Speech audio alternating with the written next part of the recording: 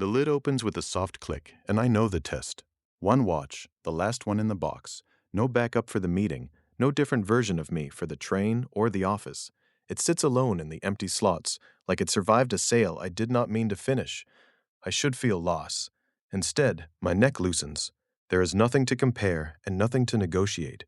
No steel versus leather, no dress watch to look disciplined, no sport watch to look untouchable. I reach in, and the relief turns sharp.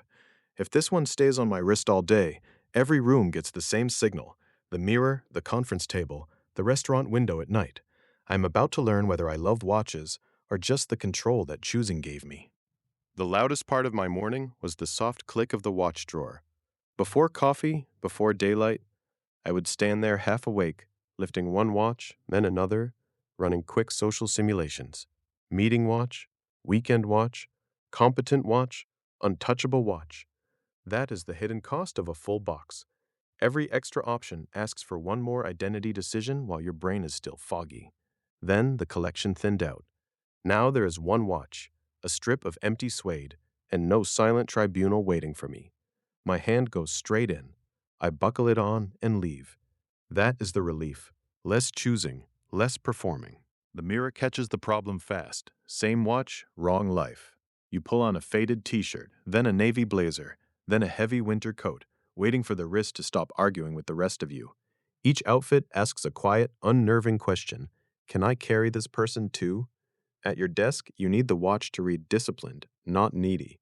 On a slow Saturday, you need it to feel natural, not like you're performing taste in your own kitchen.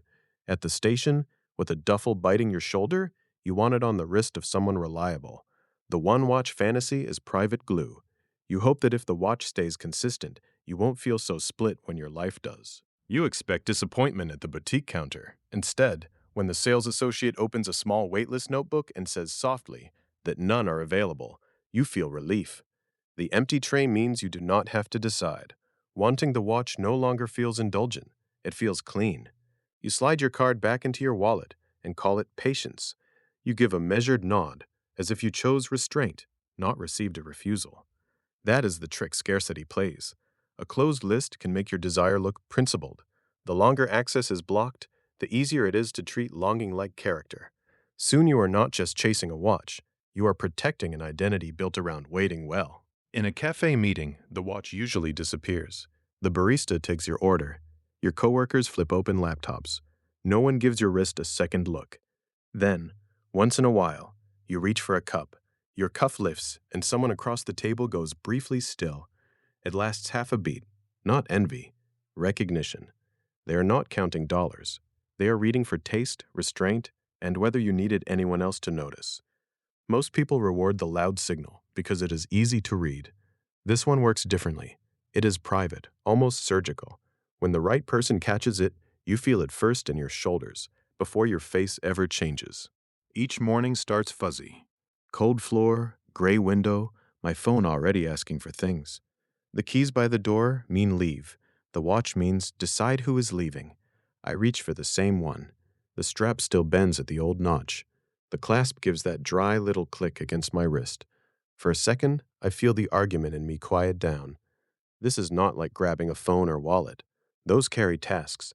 This watch sits on my skin, in my line of sight, where other people will see it too. It was there for yesterday's meetings, delays, small recoveries.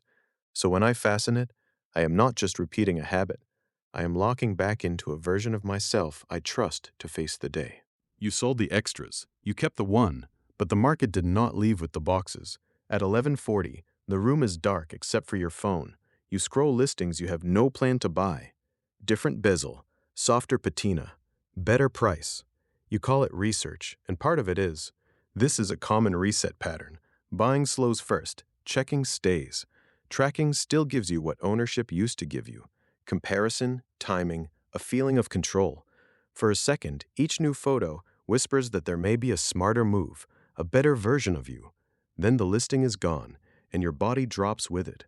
Spending can stop before monitoring stops. The watch is settled. Your mind keeps auditing the market.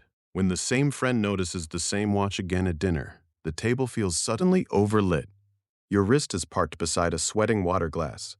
Before the question fully lands, You are already preparing your face. Just one now? You laugh, then answer too neatly. You say life got simpler. You say you were tired of rotating moods on your wrist. Both are true, but there is a smaller pulse under them.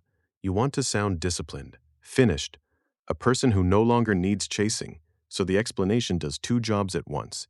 It tells the truth, and it protects your pride. In public, even restraint can dress like confidence. The first scratch feels bigger than it is. At first, you baby the watch. You set it on folded cloth. You angle your wrist away from metal rails and door frames. Then one rushed morning, the bezel clips the sink. Your stomach drops before you even look. Under the lamp, there it is, one thin bright line. Tiny, sharp, impossible to ignore. For a minute, it feels like you failed some private test of care. But the deeper shift is this. The scratch ends the fantasy of perfect stewardship. The watch no longer belongs to an imaginary collector version of you. It belongs to your real life. Soap, keys, hurry, corners. After that, you stop guarding it like a museum piece and start wearing it like a companion. You notice it only when the room stops changing, but the watch does not. The same watch is on your wrist in the office bathroom after the promotion, while your smile looks careful and tired.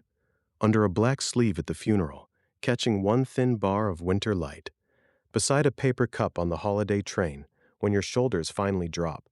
Under hospital fluorescence, waiting for a door to open. A rotating collection cannot do this. The brain binds memory to whatever repeats through stress, relief, pride, and grief. So one watch becomes a cue.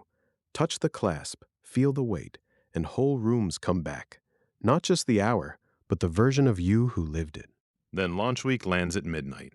Your phone lights the room, and a new release turns on like a dare. On screen, the case flashes, the bracelet clicks, the dial catches one clean blade of light. You glance at your own watch on the nightstand and feel a small drop in your chest. It has not changed. Your attention has. Now you are opening tabs, zooming lugs, rehearsing a different life. Steadier on the train, sharper at dinner, harder to ignore in the meeting. That is when the launch gets you. It slips past taste and grabs identity. When part of you still feels unresolved, a new watch does not look new. It looks like relief. Your cursor hovers over the last open tab, and your hand stalls. This is the part nobody mentions. A slim dress watch makes you look composed, but it also means giving up the fantasy that you are the man who shrugs off rain and rock. Choose the diver, and you can feel the cuff fight back at dinner. Pick the travel watch, and you get movement, not inheritance. No sense that time came from your father's drawer. Go vintage, and suddenly every sink, gym bag, and airport tray feels dangerous. So the real loss is not another feature set. It is 4 believable versions of your future self. Closing those tabs can feel like a small funeral. That ache is healthy. Peace begins when one watch stops carrying every life you might have lived. The change feels almost insulting at first. The watch you chased stops giving you that small hit of proof. You still catch it in mirrors, in train glass, in the dark screen of your phone. Then the ritual loosens. You stop asking it, quietly, whether you look like the person you hope to become. It just goes with you through groceries, rain, weak office coffee, and a dinner where nobody notices your wrist. One morning you wash your hands, reach for a towel, and realize you forgot it was there. That is not failure. That is enough. The collection shrinks. You hear the person across from you. You leave the house without a last wrist check. The watch keeps time. You keep your shape. Enough. It ends quietly. Not with a final purchase. Not with some perfect watch. One morning, you fasten the same clasp, feel that small, cool weight, and notice you are no longer checking whether it fixes something in you. The drawer stays shut. The mirror loses its authority. You grab your keys, miss the train by seconds, laugh once, and keep walking. The watch still rides your wrist, but it stops auditioning for your identity. Coffee steam, bus breaks, a text from someone you love. That is the shift.